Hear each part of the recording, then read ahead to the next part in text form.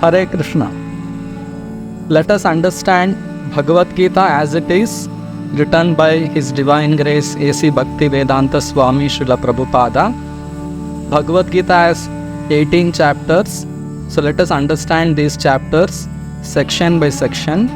Before we begin the discussion, let us offer our prayers to our spiritual master, His Divine Grace A.C. Bhaktivedanta Swami Srila Prabhupada and Supreme Lord Shri Krishna. Namo Om Vishnu Padaya Krishna Prishthaya Bhutale Srimate Bhakti Vedanta Swamin Niti Namine Namaste Saraswate Deve Gauravani Pracharine Nirvishesha Shunyavadi Paschatya Deshatarine Jai Shri Krishna Chaitanya Prabhu Nityananda Shri Advaita Gadadhara Shri Vasadi Gaura Bhakta Vrinda Hare Krishna Krishna Krishna Hare Hare Hare Rama Rama Rama Hare Hare Om Namo Bhagavate Vasudevaya Om Namo Bhagavate Vasudevaya Om Namo Bhagavate Vasudevaya. Today we will understand the first section of the 6th chapter of Bhagavad Gita. 6th chapter is entitled Sankhya Yoga, and the first section is from Shloka number 1 to Shloka number 9. This section is entitled The Meaning of Yoga and the Importance of Mind Control. So let us understand this section. Lord Krishna says, Anashritaha karma phalam karyam karma karoti yaha sasanyasi cha yogi cha naniragnirna chakriyaha. The blessed Lord said, one who is unattached to the fruits of his work and who works as he is obligated is in the renounced order of life, and he is the true mystic, not he who lights no fire and performs no work. Further, Krishna says, Yam sannyasam iti prahur yogam tam vidhi pandava nahya sannyasta sankalpo yogi bhavati kaschana. What is called renunciation is the same as yoga, or linking oneself with the Supreme. For no one can become a yogi unless he renounces the desire for sense gratification. So in these two verses, Lord Krishna has clearly explained what is the meaning of yoga. So Krishna says, Anashritaha karma phalam karyam karma karoti yaha sa sannyasi cha yogi cha naniragnirna chakriyaha. One who works as is obligated without enjoying the results of his work for his own personal enjoyment, and he who offers the fruits of his work for the sake of the Supreme Lord, for pleasing the Supreme Lord, he is called a sannyasi, he is called a yogi. Satnyasa means one who works for the pleasure of Supreme. In this world, each one of us, we work with an interest, we work with self-interest. We want to enjoy the results of our activity. But perfection of life is to work for pleasing the Supreme Lord. Just like Arjuna, he wanted to give up fighting and go back and beg and live because he wanted to satisfy his self-interest. He didn't want to see his friends and relatives die in the battlefield, because by killing the friends and relatives, who can be happy in this material world? So he was self-interested. He was looking about his own self-interest. If I kill them, then how will we enjoy happily in this material world? Without friends and relatives, how can we enjoy in a kingdom without having any friends and relatives? So in that way, Arjuna was thinking about his own personal self. But when he heard Bhagavad Gita, when he heard the instructions of Lord Krishna, he understood that he is eternal part of Krishna, eternal servant of Krishna, and his happiness is in only pleasing Lord Krishna. When he understood this whole philosophy clearly, he steal his own friends and relatives, including his own grandfather Bhishma Deva. This is called perfection of life. This is called yoga, becoming one in interest of the Lord. Yoga means to link with the Lord. To link with the Lord means to understand what is the desire of the Lord and work for pleasing Him. This is called linking. God is a person, He is Lord Krishna. We are also persons. So our individuality will remain forever. We can be connected with the Supreme Lord through love and devotion. That is called yoga.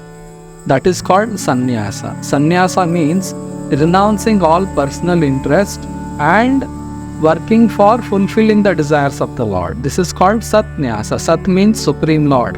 Nyasa means giving up all our personal material desires and pleasing the Supreme Lord, working for the sake of the Supreme. Some people, they think sannyasa means giving up all worldly affairs, going somewhere to some secluded place and sitting and doing meditation.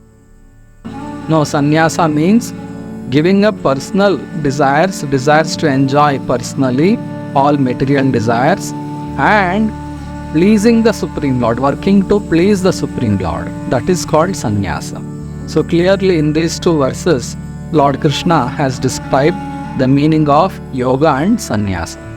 Further, Krishna says, Arurukshor muner yogam karma karanam uchyate yoga rudasya tasyaiva shama karanam uchyate. For one who is a neophyte in the eightfold yoga system, work is said to be the means. And for one who has already attained to yoga, cessation of all material activities is said to be the means. So in the eightfold Ashtanga yoga system, the preliminary stages are more or less called fruitive activities. So for a beginner, this fruitive activities is said to be the means. Following yama, niyama, then practicing various sitting postures, then breath control, pranayama, pratyahara, these are all called fruitive activities. So for a beginner, these fruitive activities has to be practiced.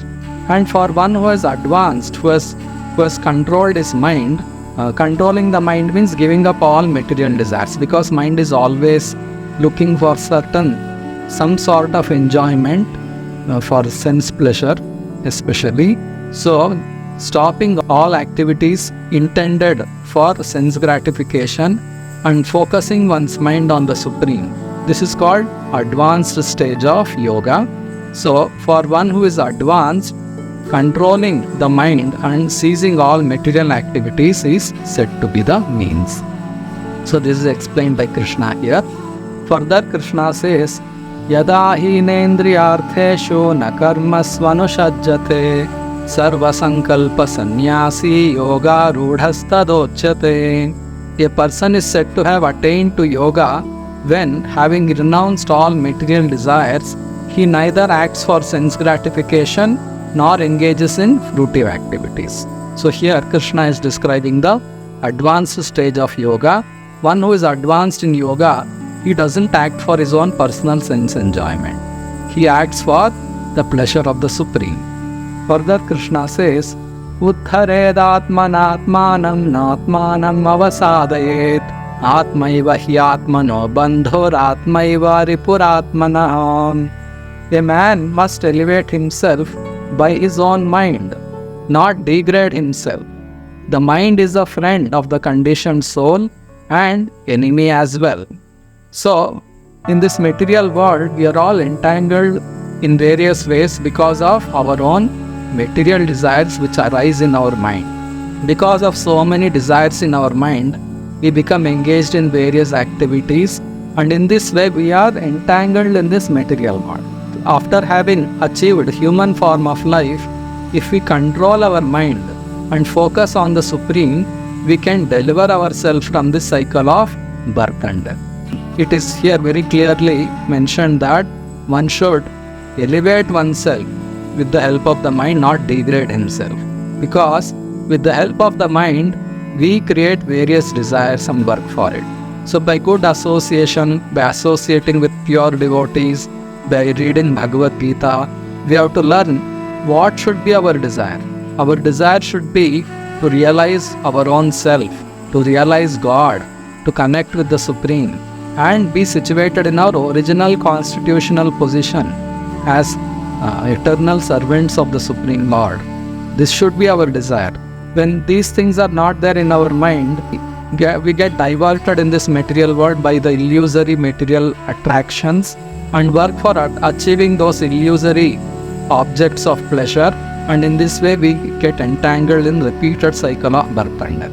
So here clearly Krishna is telling that one has to elevate oneself with the help of the mind, not degrade himself.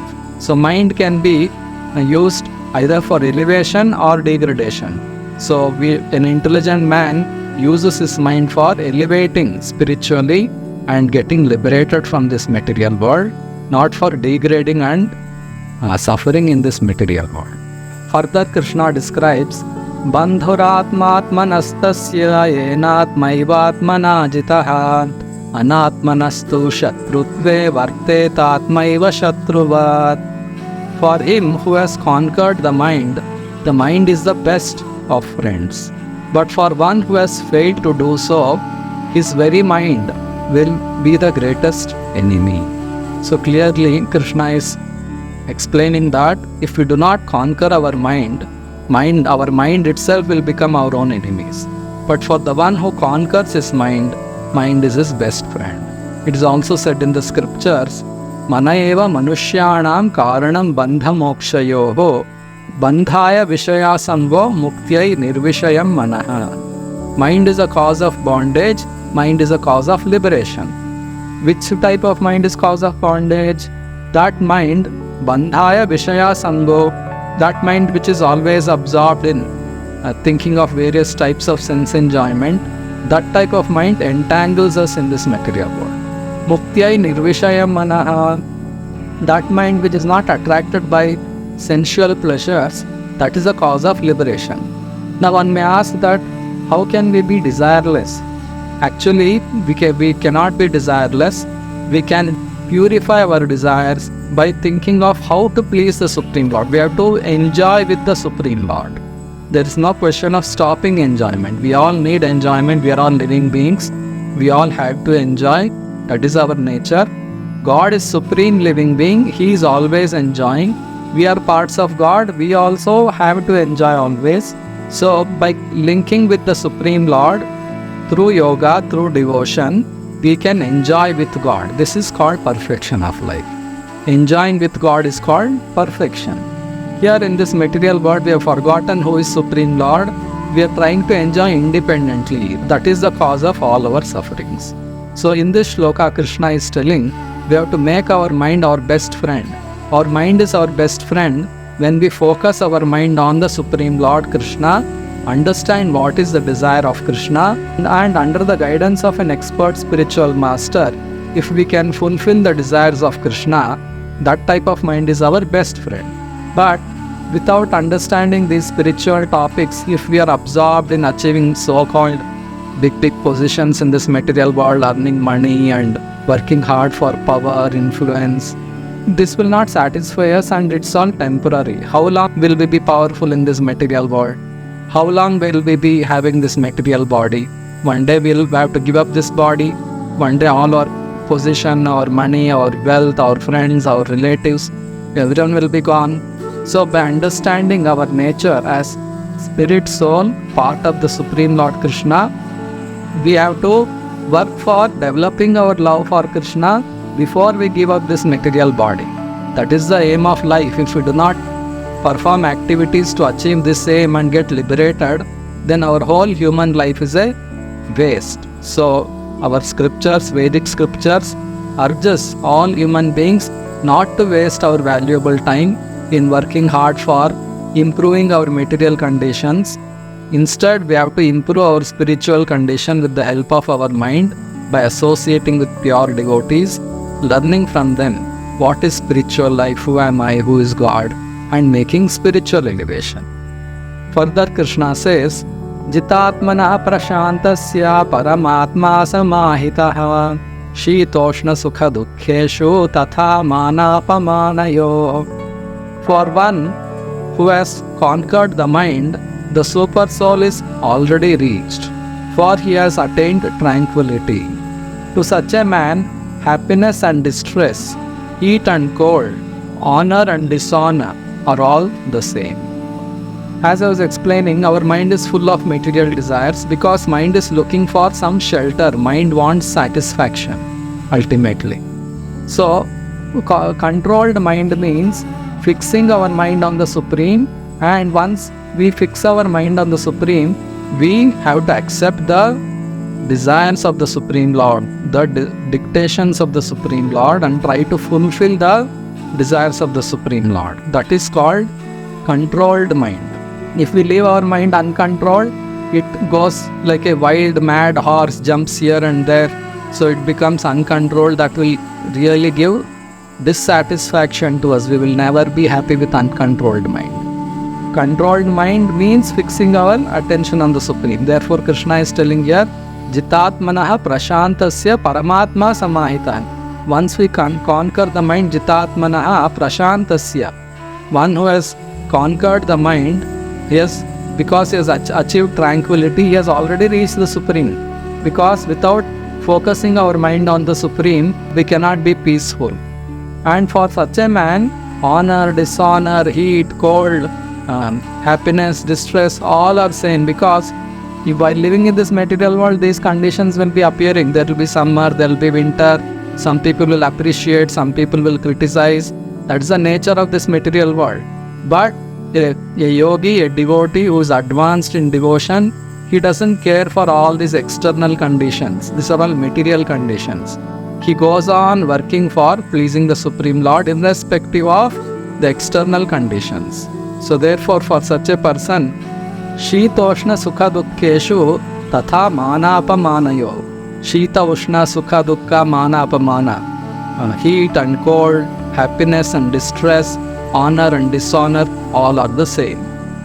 Further, Krishna describes the symptom of a person who has controlled the mind. Krishna says, Jnana Vijnana Triptatma Kotastho Vijitendriya Yukta Ityuchyate Yogi Samaloshrashma Kanchana. A person is said to be established in self-realization and is called a yogi or mystic when he is fully satisfied by virtue of acquired knowledge and realization. Such a person is situated in transcendence and is self-controlled. He sees everything, whether it be pebbles, stones or gold, as the same. So further, Krishna is describing the symptoms of a person who has achieved yogic perfection. For such a person, Jnana Vijnana Triptatma Kutastho Vijita Indriya. Such a person who is advanced in yoga, he is fully satisfied by transcendental knowledge and self-realization. Just bookish knowledge, theoretical knowledge will not help. Theoretical knowledge without realization will confuse a person, and he will get bewildered by so many contradictions in this material world. On the other hand, a person who is self-realized, who has awakened his transcendental senses, who is in connection with the Supreme Lord by love and devotion, he is fully controlled in his mind. He works for the pleasure of the Supreme, and his Triptatma is always satisfied because his only desire is to fulfill the desires of the Lord. For such a person, Yukta iti uchyate yogi samaloshrashma kanchana. For such a person, whether it is pebble or gold or pieces of glass, it's all the same. He doesn't care for the external material conditions. He goes on working for the pleasure of the Supreme Lord. Further, Krishna describes the symptoms of such a yogi. Suhuran mitraryudasina madhyastatvesha bandhushu sadhushvapicha papeshu samabuddhir vishishyate. A person is said to be still further advanced when he regards all, the honest, well-wisher, friends and enemies, the envious, the pious, the sinner, and those who are indifferent and impartial with an equal mind. So further, these are the symptoms described by Krishna about a person who has achieved yogic perfection. For him, he sees all the living beings equally, whether it may be friends, well-wishers, relatives, envious person, enemy. These are all external conditions of the living being. He knows that inside the body there is spirit soul who is part of God. Externally, different living beings behave differently because of varieties of conditioning and degradation, because of ignorance of the original reality, ignorance of life. So they behave differently. Some people act as friends, some people act as enemies. So a yogi, he knows that every living being is part of Krishna. Under various material conditions, they're all in different material bodies and suffering in this material world. He tries to help them in becoming Krishna conscious in different ways. And in this way, he looks at all living beings equally. Further, Krishna will describe the process of Ashtanga Yoga. So we will understand that in the next section. Hare Krishna.